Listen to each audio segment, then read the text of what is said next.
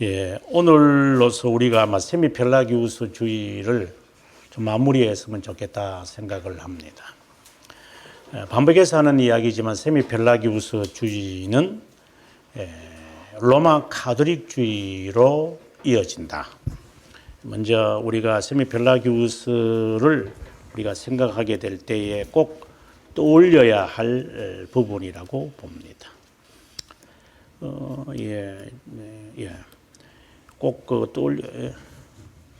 지사님, 펜이 또 안 되는 것 같아서. 이제 펜이 될 때까지 제가 좀 우리 집사님이 손질을 하니까.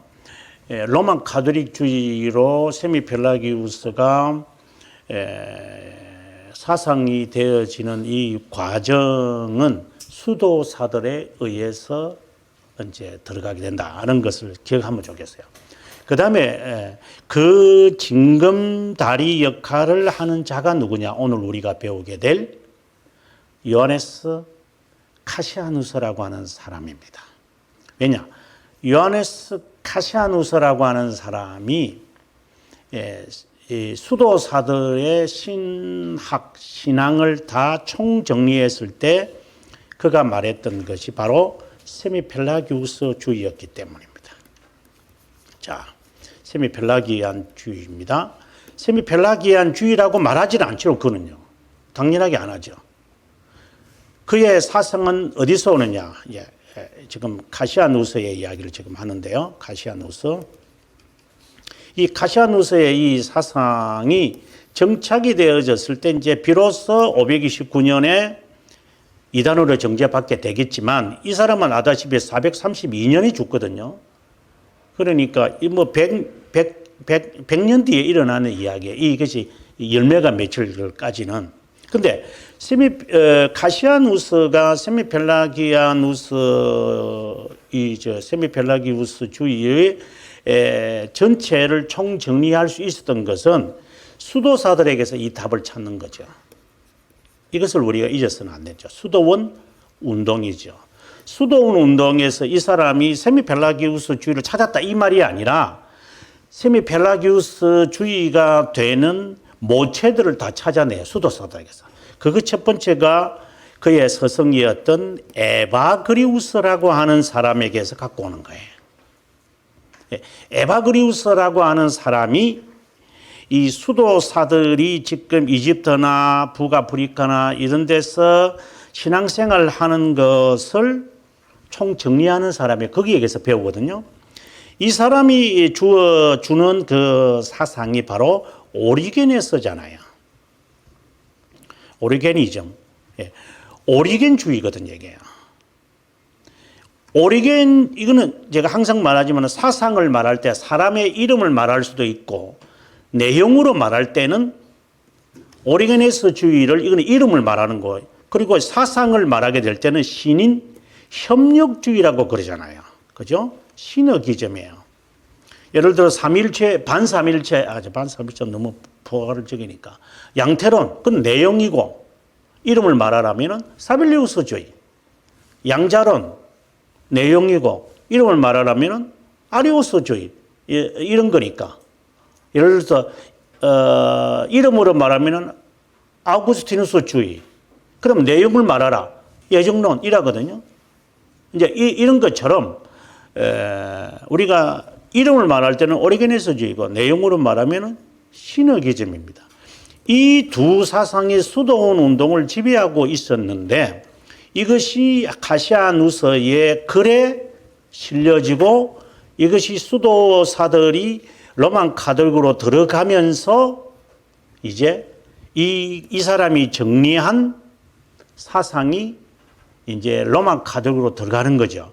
근데 그 정리되어지는 그 사상이 이제 이게 이렇게 세미펠라기우스주의로 명명된 거죠. 오리게네스주의도 오리게네스가 250년경에 살았는데 이 사람이 이단으로 5차 종교회의 할 때는 553년이에요. 그러니 오리게네스 자체도 자신의 신학이 신의 협력주의다. 이 말을 자기는 안 하죠. 아니, 말은 하더라도 그 이름 붙이는 것은 나중에 500년, 오란지, 종교회의에 와서 그걸 이제 한 250년이 지나면서 이것이 이제 이름으로 정착되는 거죠. 근데 그동안에 얼마나 많은 사람들이 이런 사상으로 살았을까를 기억을 했으면 좋겠어요. 그 다음에 이제 하나 더 덧붙인다면 세 번째의 수도원 운동에 또 하나가 있는데, 오리게니스트주의 시너기즘. 에바그리우스에게서 왔다. 어떤 사상이겠는가? 여러분께서 기억할 수 있다면 참 좋겠는데, 신인, 동형, 그렇죠. 동형, 동성론. 이거예요. 이 사상이 뭐예요? 바로 하나님을 인간화시켜서 표현하는 거죠. 이 사상이 정말 로만 수도원 운동에 잘 정착이 되고 이게 이제 세미펠라기안주의로 이제 명명이 되어지고 이 모든 것이 이제 하나가 되어져서 이제 로만 가톨릭으로 수도사들이 이제 들어가면서, 그래서 수도사들이 왜 들어가지? 그거는 나중에 이제 수도원 운동 할 때 이제 이야기를 하게 되겠지만, 어쨌든 지금은 들어간다고만 생각합시다. 들어가면서 그들이 교황까지 되잖아요. 이제 이게 이제 문제인 거예요. 수도사들이 수도사로 남는 게 아니라 이들이 로마 교황이 되면서 자기의 모든 수족들은 다 수도사 출신으로 다 앉혀버려요. 그 대표적인 수도사가 바로 클루니 수도사들이잖아요. 지금도 클루니 수도회가 가장 커요. 이 프랑스에서 출발했지만 프랑스에는 전역이 그냥 클루니라고 보셔야 돼요. 그러니까 이 세력이 교황이 되어버렸다고 생각하는데요. 그 다음에 또 아다시피 스콜라주의자들 다 수도사들이에요. 수도사들이지 않는 스콜라주의자들이 거의 찾아보기가 어렵죠. 중세 말기에 이르러도 옥함도 수도사예요. 스코트 수도사예요. 그래 끝까지 스콜라주의는 수도사들이에요. 이 수도사들의 머릿속에는 세미펠라기우스주의가 딱 정착이 되어 있는 거예요. 그래서 로만 가톨릭주의, 수도원 운동, 세미펠라기우스주의, 신인협력주의, 그 다음에 신인 동령 동성론, 오리게니스트주의, 에바그리우스, 이것이 다 이 하나가 만들어져, 이게 잡탕이지만 나중에는 정체성이 없어지죠. 이것이 모여져서 이제 종교개혁 이후에 우리들 속에 들어오는 거예요. 그게 아르니우스주의가. 아주 어떻게 보면 어떻게 보면은 뭐라고 말해야 될지 모르겠는데, 어떻게 보면이란 말도 못할 것 같아. 하도 많은 것이 섞여져 가지고. 자, 이제 그 맥락에서 이제 오늘 이것을 보는 것이다라는 말을 제가 하고 싶어서 그렇습니다. 자, 그럼 한번 읽어보겠습니다. 세미펠라기우스주의의 특징을 본다면, 부분 타락이다.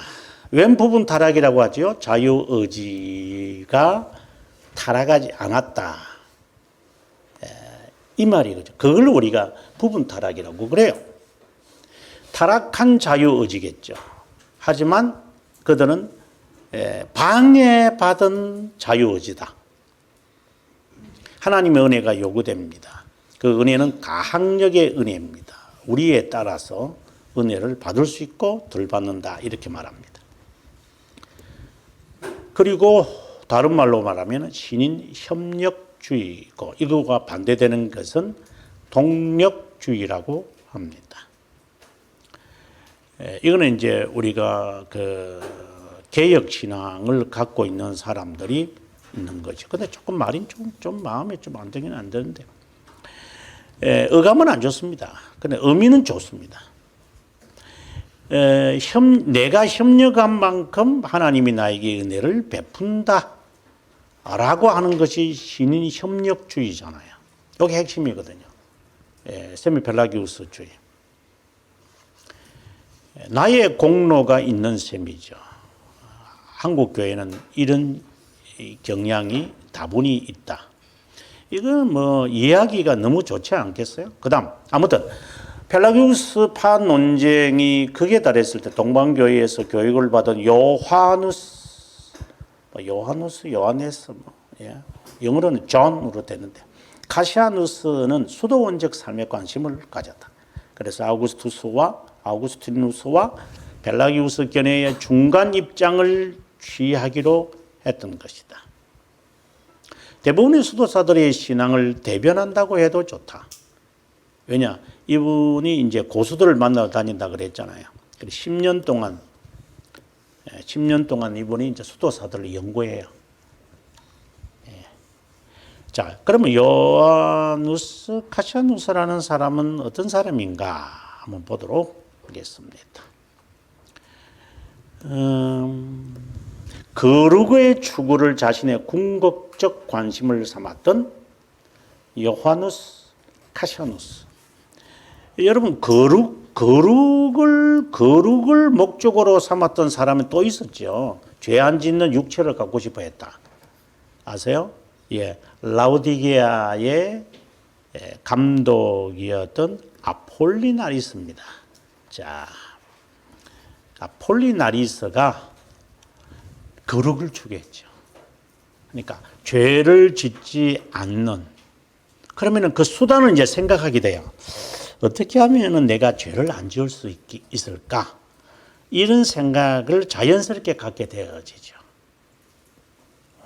순결을 통해 완전에 이르기를 원했던 인물이다. 이것을 원하는 모든 수도사들을 탐방하고 삶을 경험하면서 완전에 대한 체계를 이루게 된다. 동방교회 수도사며 신약자인 서방교회로 동방교회의 영성을 전달한 인물이기도 하다. 그의 개인의 삶에 대해서는 우리에게 알려진 바 없으나 이분을 연구해서 박사학위 받은 제 신대원의 후배며 지금 아마 방배동에 있는 그 신학교의 그 역사학 교수일 거예요. 예, 그 사람이 이 카시아누스를 박사학위로 자기가 받았다 그러더라고요. 그래서 좀 교제를 나누고 봤습니다.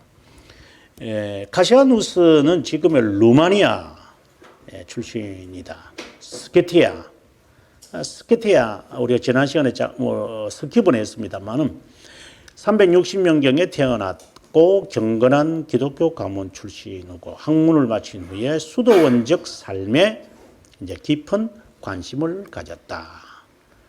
수도원적 삶에 관심을 가졌다. 그리고 여행을 좋아했기에 게르마스를 따라서 그 친구거든요. 동굴 가까이 있는 수도원 독방에 들어가 성실하게 훈련받으며 2년을 지냈다. 그때 나이 고등학생 시절이었다. 어느 날 이집트 수도사들에 대한 소문을 듣고 수도원장의 허락을 받아서 그곳에 방문하려 했으나 허락을 받지 못하고 2년 내에 돌아온다는 맹세를 한 후에 게르마스와 함께 이제 이집트로 출발을 합니다. 어떻게 보면 유학 갔다고 지금 같으면 유학이라고 생각이 들어요. 이집트 은자들의 삶은 두 친구들에게 큰 도전이에요. 여기서 은자라고 말을 했지만 실제로는 이때 제가 수도원 운동에서 여러분들에게 제가 설명을 했지만 수도원 운동의 그 시작을 할 때 먼저 은자들의 삶이 있고 그다음에 은자들이 수도원 제도적 운동이 발전되기 전까지 요 중간 과정이 있다 그랬습니다. 요 중간 과정. 이게 바로 캐노바이트라고 했습니다. 캐노바이트. 예, 영어로는 캐노바이트. 이렇게 되겠죠. 이 캐노바이트들인 은자는 혼자 있는 거고 캐노바이트들이 이제 캐노바이트를 시작을 한 사람도 실제로는 그 은자죠, 은자였는데 이제 그의 유명세를 타고 사람들이 모여드는 거죠. 모여들어서 이제 이 큰 단체를 못 하니까 2명, 3명씩 이렇게 따로따로 이렇게 했는데 그 2명, 3명이 이렇게 모여 있는 그 모임들을 가리켜서 캐노바이트라고 그러는 거예요. 이게 바로 공동체예요. 공동체. 그래서 커뮤니티라고 하는 말이 비로소 세상에 등장하는 거예요. 보통 교회에서 공동체라는 단어를 쓰거든요. 좋은 말이죠. 하지만 조심해야 됩니다. 제가 교회론을 이제 설명을 하면서 제가 이제 사람들한테 그렇게 이야기를 해요. 교회라고 하는 말이 영어로 우리가 church라고 이렇게 일반적으로 하는데 정말 좋은 단어입니다. 스코틀랜드에 가보면은 교회라고 하지 않고 키르케라고 그래요. 근데 이것이 어디서 나왔느냐 하면 독일어의 키르시에서 나와요. CHE인데 이 키르시에서 나와요. 이 키르시에는 우리가 헬라어 큐리오안 요 큐리오는 알잖아요. 주님. 그리고 오안 이게 집이라는 말이에요. 하우스. 그래서 클크라는 이 이제 스코틀랜드 사람들이 교회를 클크라고 말할 때는 주님의 집이다. 이런 말을 해요. 그들이 쓰는 이제 개념이에요. 그런데 우리가 알다시피 본래 이게 큐리오안 말고 본래는 에클레시아잖아요. 교회는 에클레시아거든요. 에클레시아의 뜻이 뭔데요? 부름을 받은 자들의 모임이라는 거잖아요. 그래서 교회를 구약 성경에는 어셈블리라고 하는 단어를 썼어요. 아니면 우리 교리에는 어셈블리라는 말도 쓰지만 콩그리게이션이라는 말을 써요. 그러면 이 말과 교회라고 하는 말 우리는 지금 이렇게 쓰거든요. 근데 클크라고 하는 단어는 부족해요. 이 외형 교회당을 말하는 거니까 실제로는 어원이 그런 거예요. 근데 어셈블리라는 것은 안 그렇죠. 모여서 서로 지체들이라고 하는 개념이 이거는 지체라고 하는 개념이거든요. 서로 몸이 그래서 하나의 모양을 만들어내는 아주 좋은 말이죠. 어셈블리. 그리고 콩그리게이션이라는 말은 조금 성격이 달라요. 콩그리게이션이라는 것은 하나를 믿는 사람들이 동일한 신앙을 가진 사람들의 모임을 우리는 콩그리게이션이라고 그래요. 그러면은 방금 제가 이야기했던 커뮤니티는 뭡니까? 보통 사람들이 그 젊은 애들이 이런 말이에요. 그 젊은 20대나 조금 잘난 체 하는 사람들이 커뮤니티, 조금 지가 뭐 좀 이렇게 앞선가 있는 것이 뭐 커뮤니티, 공동체 뭐 이런 동아리라는 말이잖아요. 동아리. 저는 동아리라고 그러는데 이 동아리들의 모임이잖아요. 그냥 모여서 그냥 아무 의미 없이 그냥 모였다. 지금 같으면 가정교회하고 똑같은 성격이에요. 근데 그냥 모이는 거예요. 그걸 가정교회라고 그러거든요. 그럼 교회가 아니죠.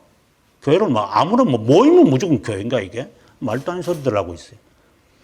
휴스턴에서부터 시작했는데 가정 예배를 제가 미국에 있을 때 제가 그에 대해서 비판을 많이 한 사람 가운데 한 사람입니다. 목적, 그것은 이 성교회에서 들어온 단어들이잖아요. 저들의 모임 그냥. 여기에 무슨 지도자가 있는 거예요. 여기 그냥 저들끼리 모이는 거예요. 저들끼리. 마치 구역 예배처럼. 구역이 무슨 교회입니까? 그것은 하나의 부서에 불과한 거죠. 이 교회라고 하는 이 개념이 이 전제가 되어 있지 않으면 안 됩니다. 그래서 우리는 이 어셈블리라고 하는 단어를 쓰든지 콩그리게이션 회중이라는 단어로 우리가 이건 번역하고 이거는 모임이라는 단어로 이거 구약 성경에 나오는 것이고 이거는 교회라고 그러잖아요. 그래서 처치라는 말을 지금 현대어로 쓰는 이유가 처치는 지체라는 의미와 교회당이라고 하는 이 클크라고 하는 이것이 두 가지를 합쳐가지고 철치라고 그래요. 그래서 철치라는 단어를 우리가 잘 써. 이 두 가지 의미가 같이 있기 때문에 어셈블리라는 말을 이렇게 딱 이렇게 써버리면 조직이 없는 그런 모임일 수도 있고 뭐 이런 거니까 좀 이렇게 구조와 형태가 갖추어지지 않은 그런 면이 있어. 그렇지만 어쨌든 참 좋은 의미죠. 성경적인 의미고. 그래서 모임, 그 다음에 회중, 교회 이 세 단어는 다 좋고 뭐 그렇게도 좋아요. 뭐 나쁘다는 게 아니라 지금 독일은 그대로 이거 쓰니까 kirche. 그러나 이거는 조심해라 이 말입니다. 어디서 나느냐? 수도원 운동에서 나온 말이에요. 그래서 조심하라는 말을 제가 지금 하고 싶은 거예요. 우리가 알고 이제 써야죠. 모르고 쓰면 안 되죠. 어원이 어디서 나온지도 모르고 그냥 뭐 좋으면 다 쓰나 그냥 좋으면 뭐 우리 어릴 때 그랬죠. 좋으면 그럼 양잿물이라도 마시나 이런 식으로 하는 식으로. 그래서 이거는 수도원 운동, 수도사들이 사용하는 것을 이제 선교회에서 주로 이런 단어를 쓰는 거거든요. 선교사들이 아니라 선교회를 주도하는 뭐 파라처치 애들이 사용하는 단어가 교회에 들어와서 교회의 영혼을 박혀 있는 돌멩이로 들어가는 돌이 차 없애는 그런 식의 것이기 때문에 조심해라. 기원은 케노바이트에서 시작을 한다. 이렇게 딱 정리하시고 그들의 사상은 두말할 필요 없이 세미펠라기오스주의다. 그래서 쓰는 것을 조심해라 라는 말을 하고 싶은 겁니다. 그 다음에 계속해서 그곳에서 만난 오리게네스주의 수도사들의 단체에 가입하여 가르침을 배웠다. 추방당할 때까지 그들과 함께 있었다. 그들이 왜 추방을 당해요? 수도사들이 오리게네스 수도사들이 모여서 수도원을 자기들끼리 하고 있었는데 당시에 교회가 이거 오리게네스 주의자들이잖아. 너희들 수도사를 하려면 제대로 해 하고 해산을 명령하는 거예요. 여러분 그때 당시도 교회가 오리게네스 주의와 같은 세미펠라기우스 주의를 축출시켰던 거예요. 그래 알고 있었죠 교회는. 그들이 자신들에 대한 비난이 부당하다고 하여 데오필루스를 이건 이제 그 알렉산드리아의 대감독이죠. 그때 데오필루스는 오리게네스가 이단자라고 강력하게 말했고 그 후 그는 400년에 군사들을 풀어서 추방시켰다. 무섭습니다. 좀 너무했네. 군사들을 풀더니. 그 다음에 카시아누스의 친구는 오리게네스 신학에 대한 논쟁이 있는 동안에 동방교회로부터 추방되기 전에 390년 게르마누스와 함께 이집트에 거하는 금욕주의 수도사들, 콥트 수도사들. 콥트는 여러분 아다시피 단성론자들이거든요. 단성론자들의 수도사들을 방문했다. 고요하고 정숙한 오아시스는 고대사회의 혼란과 들떠 있는 곳과는 다르다는 것에서 그들은 깊은 인상을 받았다. 그곳에서 13년이라는 이제 카시아누스가 여러분 이 오랜 세월을 수도사들 오리게네스 주의에 완전히 확 빠져들어갑니다. 이 사람. 그들은 이집트를 떠나 콘스탄티노폴리스로 갔습니다. 그곳에서 카시아누스는 콘스탄티노폴 대감독 크리소스토모스 아시잖아요. 황금의 입술 부제로 임명을 받았고 그는 그의 친구 게르마누스는 재정관이 되었다. 크리소스토모스의 지도를 받으면서 열정적으로 헌신적 삶을 살았다. 404년에 여러 어려움 속에 직면하여 모함을 받은 크리소스토모스가 콘스탄티노폴리스 감독직에서 추방당하자. 왜 그때 추방을 당하느냐면 그때 당시에 그 여황제, 그 황제의 부인 황후죠. 황후 유독시아가 단성론자거든요. 그래서 이 단성론자인 유독시아가 크리소스토모스를 추방시키죠. 이제 그때 이 요시아누스도 추방을 당했다 이 말입니다. 로마로 간 카시아누스는 이노첸조 1세를 비롯한 레오네 1세의 교회 지도자들을 만났지만 이곳에서 오래 머무를 수 없었다. 왜냐? 지금 이제 서로마 제국의 멸망이 이제 앞서 왔기 때문입니다. 410년이죠. 415년에 카시아누스는 로마를 떠나 남부 마르세유로 같습니다. 거기에 거하면서 두 수도원, 남자 수도원, 그 다음에 두 수도원, 그 중에 하나가 빅토르, 쌍빅토르에 있다.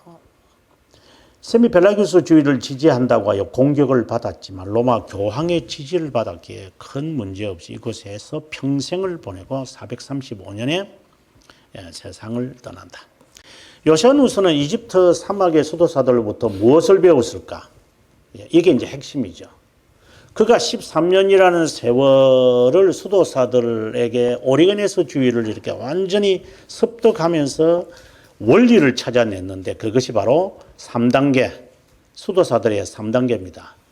정화, 조명, 연합. 이것은 수도사들의 교과서입니다. 이거는 딱 정해져 있습니다. 정화, 조명, 연합. 이게 세 가지. 그럼 정화는 뭐냐? 육체적 금욕입니다. 이것을 이제 예수님이 40일 동안 했다는 것 때문입니다. 그러니까 육체를 제어해야 영이 맑아진다라고 하는 이 사상. 칼빈은 이 사상을 아주 비판합니다. 칼빈은 우리가 기독교 강요 1권 10장에 가보면 이제 하나님에 대한 이제 성경적 지식을 이제 하게 되어지는데, 그리고 15장에 가서 이제 인간에 대한 이야기를 하잖아요. 인간에 대한 지식, 창조시에. 이때 칼빈이 뭐라고 하느냐면은 인간은 영과 육에 결합되어 있다. 그런데 아리스토텔레스처럼 육이 영에 영향을 끼친다고 생각해서는 안 된다. 우리들에게 하는 이야기예요. 이거는 아주 중요한 이야기예요. 이것은 한 두세 가지로 해석이 되겠지만, 육체의 금욕이 지금 여기과 연관짓는다면 육체의 금욕을 한다고 영이 맑아지는 것은 아니다. 어느 정도 도움은 되죠. 왜? 이 사상은 아리스토텔레스의 철학이기 때문이다. 이렇게 말해요. 그러니까 수도사들의 이 사상, 근본이 이 사상에 있는 거예요. 그래서 육체의 제어가 영이 맑아지는. 그래서 조금의 도움은 되죠. 조금의 도움은 되죠. 그 다음에 두 번째, 이제 맑아졌으니까 그때부터 가난한 삶을 추구하면서 이제 조명을 받기 시작을 해요. 그러니까 깨달아진다는 거예요, 이게. 일루미나티오라는 말이 이제 딱 보이기 시작해요, 이제. 이런 것이 있어요. 이게 어두움 속에서도 딱 볼 수 있는. 그것은 자기가 고통을 느끼기 때문에. 이런 사람들이 바로 스토아 철학자들과 같다. 스토아 철학자가 뭐예요? 바로 금욕 사상이잖아요. 그래, 하지 않아서 절제라는 말보다 자제하고 제어하기 때문에 나는 좀 더 맑아진 삶, 깨닫는 바가 많다. 이렇게 되면 스토아거든요. 그 스토아 철학자의 대표적인 것이 우리가 마르쿠스 아울렐리우스죠. 명상록을 쓴 친구, 황제. 이제 그 사람이죠. 그래서 이 사람은 굉장히 자제력이 아주 강했어요. 그 자제를 하는 사람들이 어두운 속에서도 이렇게 깨닫는 바가 있어요. 그건 틀린 말은 아니죠. 그거하고 성령의 은혜와 그리고 하나님이 우리들에게 주신 은혜의 수단하고는 성격이 다르죠. 근데 일반적으로는 이게 통용하는 거니까. 그다음에 세 번째, 하나님과의 이제 이 유니온을 지금 추구하는 겁니다. 그러면 이런 유니온을 왜 하려고 해요? 카리스마를 받기 위한 거죠. 결국은 카리스마를 받으려고 하는 겁니다. 카리스마. 금식기도 왜 하는데요? 카리스마를 얻으려고 하는 겁니다. 그러면 봅시다. 금욕, 카리스마. 또 하나 더 있죠. 바로 철학. 이 세 개 합치면 뭐가 된다고 그랬어요, 제가요? 영지주의죠. 영지주의 특성이에요.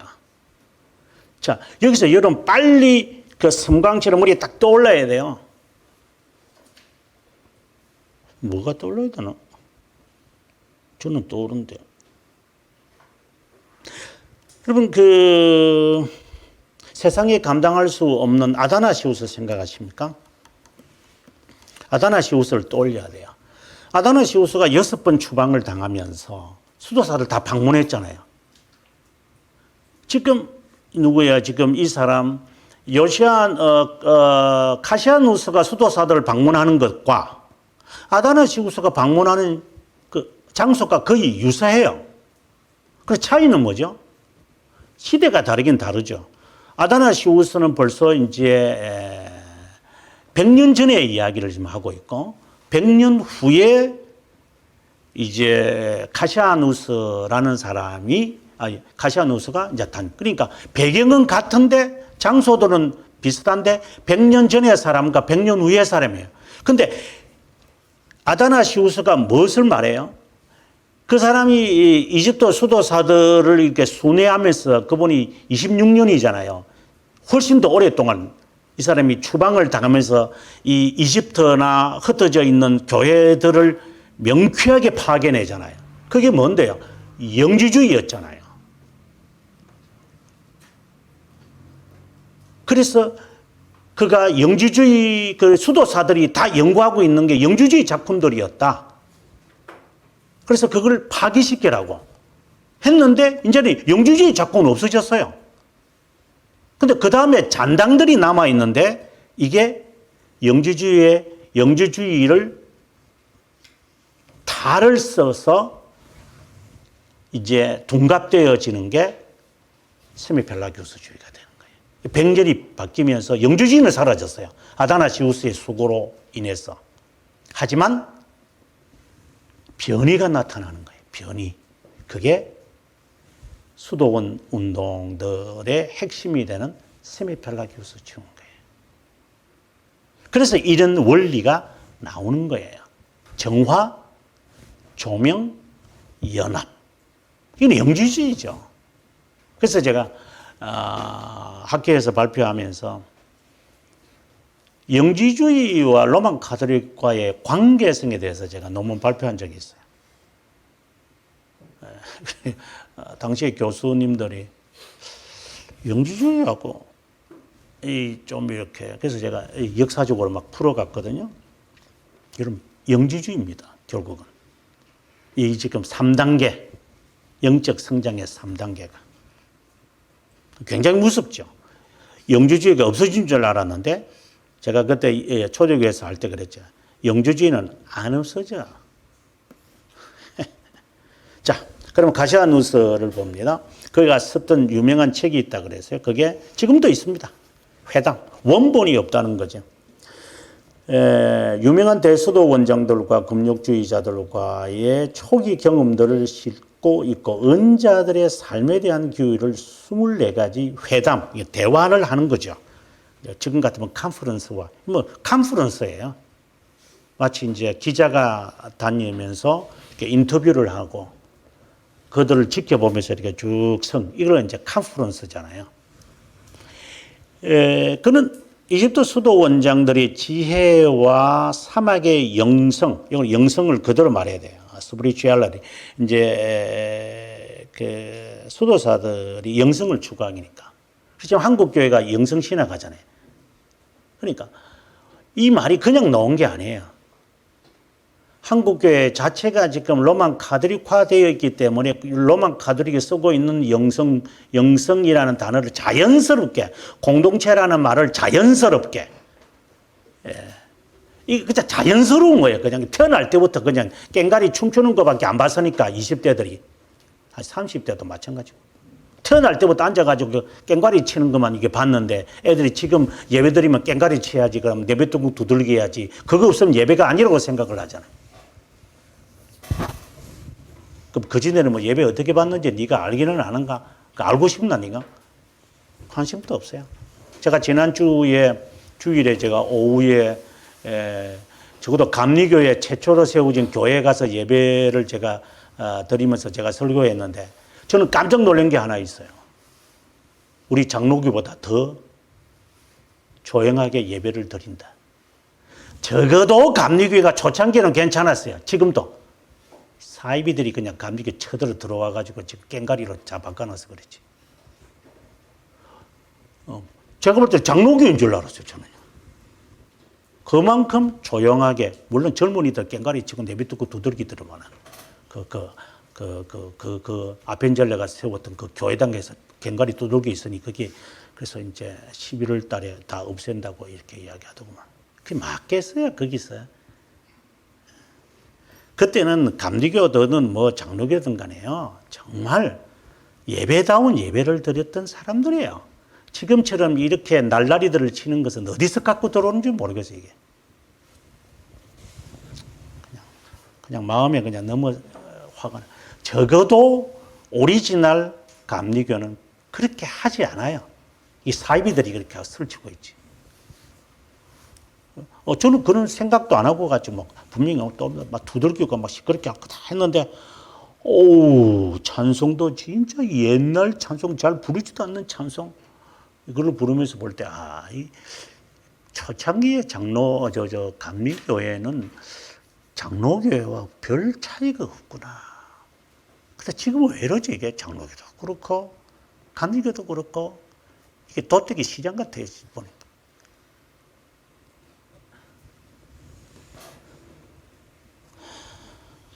힘들어서 그래. 왜 그따위로 만들어나가, 한국 교회를. 프랑스 고을 지방과 서방교회의 수도사들의 사상들과 예식들을 잘 서술하고 있다. 회담의 내용은 좀 더 자세하게 말하면 다음과 같다. 회담의 첫 번째에서 회담들에서 결론을 내리들 수도사들의 영적 삶에 매진해야 한다는 이유를 말하기 시작하는데 영적 삶의 목적에 이를 수 있다고 선언했다. 회담자는 대표적으로 모세, 영적 삶의 목적을 스코푸스란 노력, 희생, 조용하게 견딜 수 있는 단체를 순결한 마음을 말하는 것이다. 수도사들이 매진하는 실천, 활동, 헌신, 여러 활동들에 통해 이 목적에 이룰 수 없습니다. 이런 것들은 보조적인 활동뿐이다. 계속해서 회담하여 스코푸스, 즉 순결한 마음이 이룰 수 있는 모델을 제시한다. 적어도 이런 것, 이렇게 노력, 봉사를 해서는 영적 삶에 이르지 못한다라는 것을 이 카시아누스도 알고 있어요. 계속적인 회담을 통해서 수도사와 우리의 부패의 의도와 사상으로 인해 순결한 마음이 이룰 수 없다고 한다. 왜 봉사하고 이렇게 하는데도 마음에 깨끗한 마음을 가지지 못하느냐. 그래서 우리의 게으름에서 돌아서서 그리스도에게로 우리의 눈에 초점을 맞춰야 한다고 합니다. 그 결과 순결한 마음이 결국 이루는 곳은 하늘나라다. 이 왕국에서 우리는 영원한 기쁨과 지속적인 평정을 가질 것이다. 두 번째 회담자인 모세는 첫 번째 회담에서 끝마친 개념을 발전시켜 간다. 여기서 말하는 개념은 분별력이다. 영적 지식들과 활동들을 분별할 수 있어야 한다. 제가 생각나니까 바로 또 나중에 또 잊어버릴 수 있으니까. 여러분, 잠언의 핵심이 뭐예요? 하면 지혜와 명철입니다. 지금 이 사람이 말하는 것은 명철입니다. 지혜는 뭡니까? 테크닉이잖아요. 테크입니다. 테크닉입니다. 훈련입니다. 지혜는 기도에서 얻는 게 아닙니다. 지혜는 말씀을 따라 훈련을 받아야 나에게 습득되는 겁니다. 습득하는 겁니다. 머리 좋은 게서 아닙니다. 명철은 여기서 지금 방금 이야기하는 이게 조명을 말하거든요. 조명. 판단력이잖아요. 판단력은 기준이 있어야 됩니다. 이게 진리입니다. 그래서 훈련을 받은 사람이 그래서 노련하지요. 정륜이 있는 거죠. 근데 이 지식까지 겸비해버리면 지혜와 명철이 하나가 되어지면은 솔로몬이 원하는 사람의 모습이에요, 그게요. 근데 이 관점에서 지금 보셔야 돼요, 여러분. 그래야지 이 말이 지금 가시아누스가 하는 말을 조금 이해할 수가 있어요. 가시아누스가 이렇게 말하는 자체가 전체가 틀린 것은 아니에요. 지금 잠언에서 말하는 말씀을 갖고 지금 이것에 대해서 우리가 비교해 가야만 합니다. 인간의 노력으로는 부족하다고 합니다. 이 세상에서는 완전한 분별력이라는 게 결국은 명철을 말하는 겁니다. 성경에서 말하는 분별력은 불가능하죠. 그래서 항상 거룩한 삶으로 영적 성숙을 이루어 나갈 때 어떻게 본다면 이게 지혜잖아요. 훈련이잖아요. 근데 어떻게 훈련을 해야 돼요? 지혜는 훈련이라고 제가 했잖아요. 기술이니까. 그러면 이 사람들은 지금 가시아누스는 어떻게 지혜를 얻는다는 거죠? 이제 육체의 고행을 통해서 이게 지혜가 써지는 거죠. 이제 이런 식으로 가는 거. 이제 이게 원리는 딱 정해져 있는데 그걸 어떻게 이제 접근해 가는 방법이 이게 이제 전혀 다른 쪽으로 가는 거야. 계속해서 보겠습니다. 다섯 번째 회담에서 세라피온 대수도 원장을 만난 가시아누스는 우리를 공격하는 여러 영적 적들을 열거한다. 이게 참 재미있는 이야기입니다. 바로 폭음, 간음, 탐욕, 분노, 슬픔, 나태, 자만, 허영이다. 이것을 다시 두 가지로 한다. 가장 우리들을 힘들게 하는 것들이 있다라는 겁니다. 악행과 육적 악행이다. 세라피온은 예수님과 아담을 대화하면서 악행들을 극복하면 자연스럽게 낮은 악행들을 극복할 수 있다고 한다. 폭음과 허영, 자만으로 유혹을 받은 아담은 다른 악행들을 세상에 소개했지만 예수님은 정리했다. 여기서 폭음, 많이 먹지 말라는 거죠. 사치하지 말라는 거죠. 교만하지 말라는 거죠. 이 세 가지 가장 핵심적인 겁니다. 사치하지 마라. 교만하지 마라. 많이 먹지 마라. 잠언에도 말을 해요. 음식을 개걸스럽게 먹는 자와는 사귀지 마라. 나중에 가난하게 될 거다. 그래. 식탐하는 사람과는 사귀지 마라. 이 말입니다. 그런 욕심이 있는 자들. 이게 결국은 욕심이에요. 욕심. 먹고 싶은 거. 아니, 많이 먹는 게 그게 지은가? 그럼 안 먹는 거, 입을 깔짝깔짝 손가락 가지고 이렇게 이래 먹는 사람은 그러면 뭐 거룩하게요? 그런 개념은 아니죠. 욕심을 말이야. 탐욕을 말하는 거죠. 세라피온은 8가지 악행들 중에 허영과 자만에서 핵심적인 것을 말한다. 허영과 자만을 극복하면 모든 악행을 극복할 수 있다고 하는 말입니다. 하지만 우리 자신의 능력으로는 이것을 극복하기 어렵습니다. 계속적으로 기도하지만 불가능합니다. 항상 투쟁하며 싸워야 합니다. 우리 싸움은 육적 싸움이 아니라 영적 싸움입니다. 13번째 회담에서까지 이런 내용이 진행됩니다. 실천적입니다. 14번째까지 콘스탄티노폴리스 대수도원장 네스토리오스가 말하는 네스토리오스 아시잖아요. 단성론자입니다. 활동적인 길과 사색하는 길이 있습니다. 지금 같으면 명상입니다.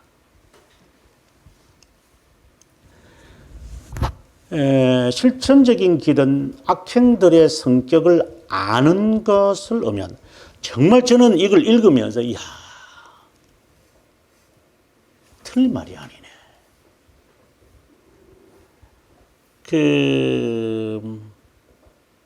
영성신학자 헨리 나우엔과 같은 책 보면 저는 그냥 간지러워요. 그 책 같지도 않아요. 근데 한국 사람들은 그게 그렇게 환장들을 하지만 간지러운 책입니다. 진짜 이런 4세기의 이런 글들은요, 여러분 읽어보시면 정말 분별하기가 어려울 정도로 이 글들이 주옥 같은 글들입니다. 오리지널들이기 때문에. 그 다음에 나오는 책들은 다 그냥 짜집기에 아들 넣고 손자 넣고 그냥 고고 손자부터 고고 손자 다 만들어낸 것들이죠. 오리지널 책입니다, 이게. 수도원 운동에. 주옥 같은 글들입니다. 그래서 제가 이걸 알기 때문에 어떤 행동을 하면은 저는 저거 위험할 텐데 저러면 안 되는데 저거 하는 걸 알죠. 여기 주옥 같은 길입니다. 여러분 이게 방금 우리가 지금 살폈지만 여러분께서 막 반대하기가 쉽지 않을 겁니다. 사색하는 길. 실천적 길 뒤에 옵니다. 먼저는 고독해야 됩니다. 산기도 가야죠. 그 다음에 사색합니다. 사색은 왜 합니까? 거룩한 뜻을 알기 위해서입니다. 역사적인 해석과 영적인 이해를 위한 겁니다. 분별을 통하여 이제 그리스도의 인격과 사역을 알게 됩니다. 그 결과 이제 하나님 나라에 이른다. 이게 명상이거든요. 세상의 유혹에 밀려올 때 하나님과 계속하여 거하기가 쉽지 않다. 그래서 지속적으로 기도해야 한다. 다를 바가 뭐 있어요? 누가 이 회담을 읽고 반대한다, 비판하겠다, 감히 거의 불가능합니다, 여러분. 우리가 하고 있는 게 다 이단들이 하고 있는, 이들이 지금 하고 있는 세미펠라기우스주들이 하고 있는 모습들을 우리가 지금 다 하고 있는데, 이 책이란다. 이 카시아누스의 회담이라고 하는 책을 우리가 과연 안 따르고 살까요? 저는 그거는 아니라고 생각합니다. 영성훈련과 한국교회에서 하고 있는 영성훈련과 거의 같습니다. 그래서 제가 영성신학 비판하는 글을 제가 15년 전에 썼던 겁니다. 저는 섬뜩했기 때문에 한국교회가 지금 하고 있는 기도운동, 은사운동, 이런 모든 그 작태들이 제가 볼 때는 이게 로만 카톨릭이 지금 귀신이 지금 7마리 데리고 들어와가지고 자리 차지하고 있는 거구나. 그럼 못 느끼죠, 한국교회들이요. 그거 느끼겠어요? 이 무지라는 이 귀신이 자리 잡고 있는데.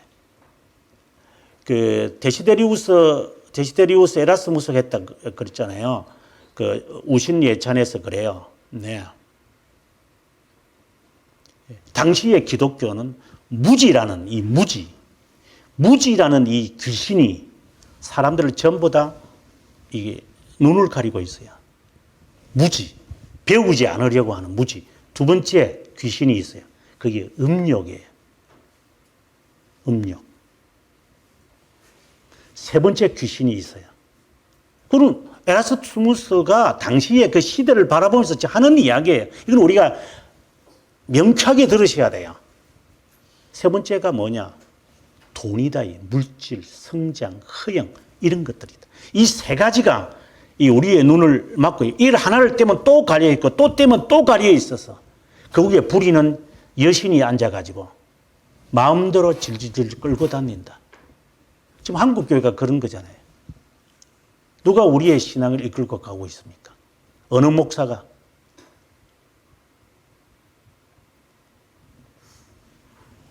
어느 학자가 우리를 이끌고 갑니까? 여러분, 곰곰이 생각하셔야 돼요. 내 신앙과는 어디에 따른 것인가? 말씀과 신앙 교리인가? 아니면 어느 사람을 따르는 거? 여러분 지금 저를 따르지 않겠죠. 제가 뭐 한다고 해서 여러분 저를 따라갈 이유는 없겠지만, 이런 귀신들에게 지금 이 쌓여 있는 에라스무스의 우신재산을 읽어보셔야 돼요. 정말 이 시대의 상을 읽으려면 우신재산을 통하여 한국교회를 정확하게 개념 파악이 돼요.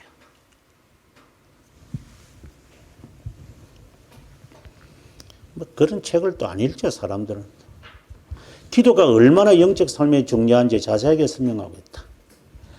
13번째 회담들에서 자유의지의 은혜를 다루고 있는데 아구스티누스의 견해와 비교된다. 또 다른 책이 있는데 관행이다. 수도원 제도에 대한 선언문으로 서방교회 제도에 비평적 영향을 끼쳤다. 특별히 금욕적 삶과 신비적 삶에 영향을 끼쳤다. 레오네 1세의 부탁으로 네스토리우스주의에 반대하는 걸 성육신에 대하여도 글을 쓴다. 아무튼 회담과 관행을 통하여 이집트 사막의 은자들의 지혜를 형식화 딱 해버립니다. 이게 수도사들의 삶과 추구하는 사상이다. 딱 정해버립니다. 제가 볼 때는 가장 완벽하게 잘한 것 같아요. 그 다음에 세 번째 책, 네스토리우스 반대하는 것은 그렇게 우리한테 중요하지 않는 것 같아요. 중요하긴 하죠. 오리게네스주의라고 이제 그가 그 밑에서 오리게네스주의를 이제 공부했는데, 오리게네스주의는 폰투스 에바그리우스, 그의 스승입니다. 오리게네스주의를 간단하게 말하면 첫째, 성경을 알레고리컬하게 해석했다. 둘째, 그리스도를 섭리적 종속으로 보았다는 것과 그리스도의 신성을 로고스로 보았다. 다른 말로 한다면 단성론입니다, 이게. 세 번째, 영의 선제설을 말한다. 영의 선제설. 위에 설명할 게 많은데 그럼 초대교회에서 다 했기 때문에 제가 그냥 넘어가겠습니다.